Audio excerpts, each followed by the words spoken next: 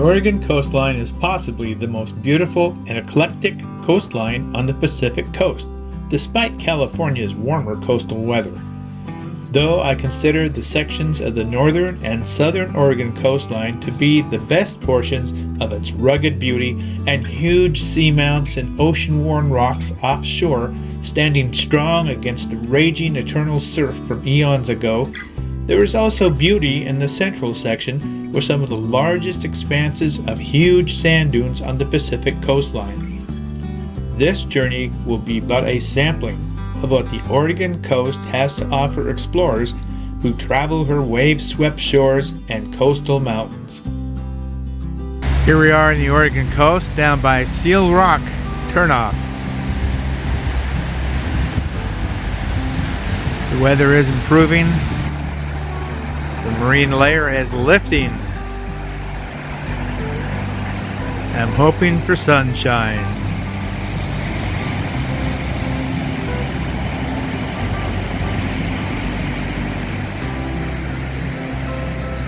We're down here in Heceta Beach RV Resort on the Oregon coast in Florence at a Pleasure Way West Coast gathering. We got our big tent up for all our gathering, our meetings, presentations. We're here for 3.5 days.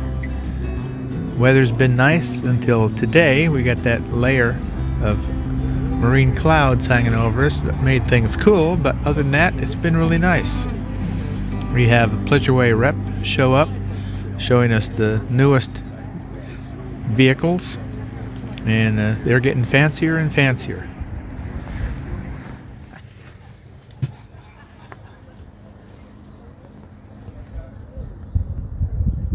Here we are at the Darlington Wayside Botanical Gardens picnic area. This place is just a stone's throw north of the Heceta Beach RV place. So we're going to take a walk through here and see what there is. And as always, there's either traffic or noise. You just can't win sometimes on these videos. This site is amazing because of the rare plant life it has in just this one area. Similar to the Venus flytrap that traps insects and digests them. So let's go check them out. It's beautiful here. We're out of the wind of the coast in some old growth coastal area that's just lush with vegetation.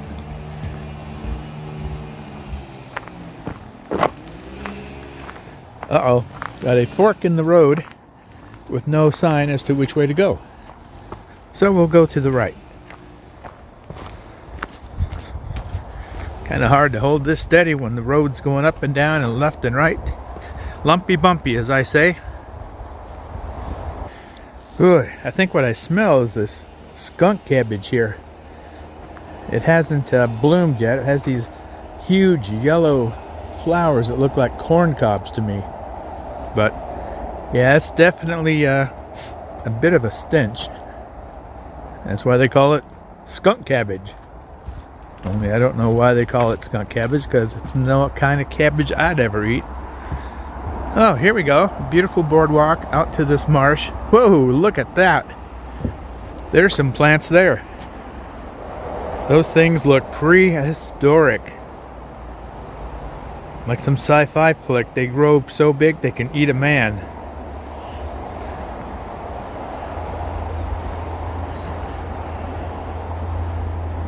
They are something else. They almost look like they got hair all over the outside of them. They are pretty darn big too.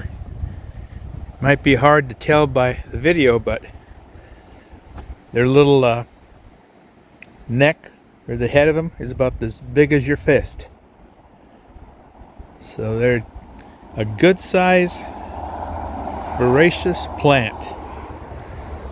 And this is one of the very few, very rare places they're found. That's why it's a botanical reserve. Let's go up here and read the sign. Looks like it shows how they eat insects.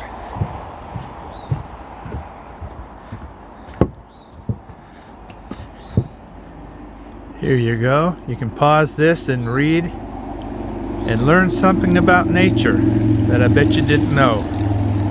There's more plants that eat insects and such than just the Venus flytrap. This is really a nice area. Really nice boardwalk out here. In this one area that's just cram-packed with all these cobra-like plants.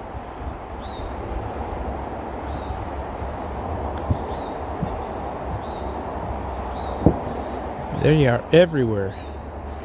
Looks like they grow to about 2 feet in height.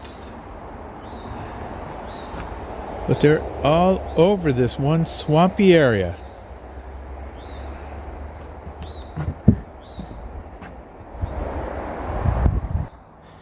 That skunk cabbage is something else. There's one of those little yellow flowers in there, if you can make it out. Tell you, when they bloom, they stink to high heaven. Okay, well, let's jump in the RV, and we're heading up to Heceta Beach Lighthouse and their bed and breakfast. Well, we finally made it to Heceta Beach State Park, and above there on the cliff is the Heceta Beach Lighthouse and Lightkeepers Inn bed and breakfast. I've stayed there many a times in different rooms, and it's been great. Today the place is packed, busier than I ever remember seeing it. And it's a great beach to play. People are over there exploring little caves and stuff as the tide goes out. We're going to take the trail here from the parking lot up to the Innkeeper's Lighthouse. And I believe they still have tours of the main floor. The guests stay overnight in the bedrooms above, and in the morning they have a 7-course delicious breakfast served to them with wine and cheese in the afternoon. Here's the trail from the parking lot up to the lighthouse and the Lightkeepers Inn bed and breakfast. And here's the Lighthouse Keepers Inn, which is now a B&B. The top floors there are all different bedrooms, and the bottom is a large living quarters dining area. You have quite a fantastic view. And on that very furthest point sticking out into the waves, that is where the Oregon Sea Lion Caves is. And you can barely make out the square building. Here's their sign, says they are open to the public. That's usually after 11:30, after the people staying here have breakfast and everything's cleaned up for the public.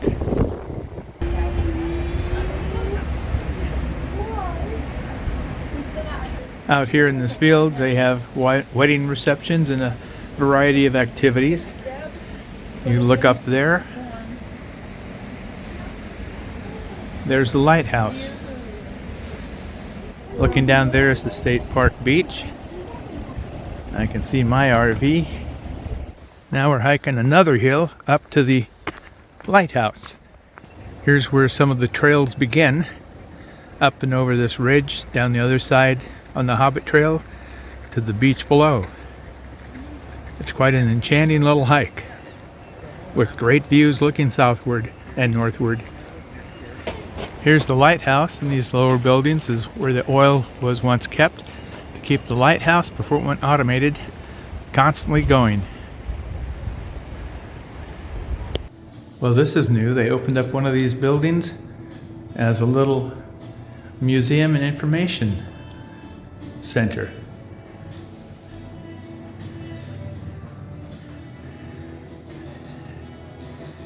And this is one of the things that the Heceta Lighthouse is famous for.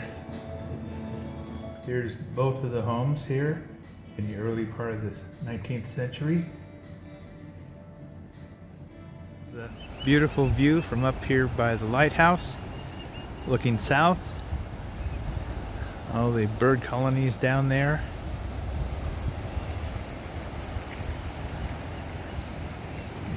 Marine air going up over the cliffs, over the mountains. Here's a view looking towards the lighthouse Keeper's Inn grounds and the beach and the famous bridge and the tunnel. Always blow your horn going through a tunnel. I've come here at least 7 times over the last 2 decades. Stayed at several different rooms in the bed and breakfast here. Explored the coast. It's a great place to go, especially on the Oregon coast here, because there's so much to see and do. And the 7-course breakfasts here, in the afternoon cheese and wine for the people who stay overnight, is to make your mouth water. This is a view at the far end of the park beach. This is a creek that flows out of the mountains here through the canyon underneath the famous bridge. And it's a great place to play in the water for dogs and kids. You can see it's really clean and clear.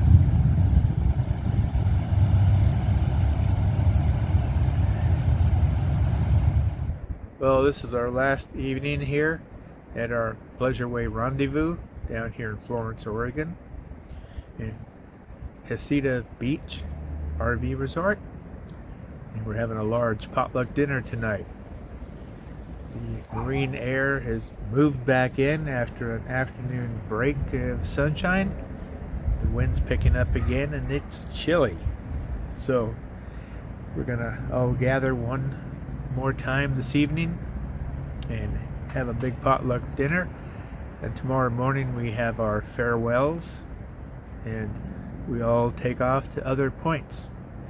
The girls and I are heading further south down the Oregon coast, down to Humbug Mountain State Park, where I plan to hike on top of Humbug Mountain and enjoy what is supposed to be a spectacular view of the coast from way up high.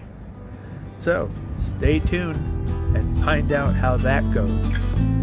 So as always, the girls and I wish you all happy trails and woof woof. See you later.